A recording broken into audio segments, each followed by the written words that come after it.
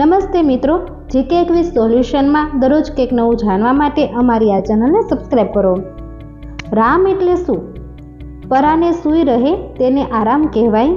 જે સૂઈને ફરી કદી ઉઠતો જ નથી તેને હે રામ કહેવાય. મિત્રો જેવો લાગે તેને સખારામ કહેવાય. જે રાજાને આદર્શ માનીને રહે છે તેને રાજા રામ કહેવાય. હૃદયને જાણતો હોય તેને આત્મારામ કહેવાય.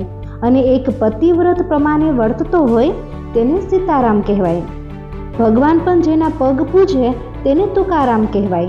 કોઈ પ્રસંગે હાથમાં શસ્ત્ર ઉપાડીને અન્યાય અને અધર્મની સાથે લડનારને પરશુરામ કહેવાય. જે અખંડપણે ભગવાન શ્રી રામનો દાસ બનીને રહે તેને રામદાસ કહેવાય. અને આજના યુગમાં જે સવારના પહોરમાં ઉઠાડે છે તેને એલારામ કહેવાય. મિત્રો, દરરોજ અવનવું જાણવા માટે અમારી આ ચેનલને લાઇક, શેર અને સબસ્ક્રાઈબ કરવાનું ભૂલતા નહીં.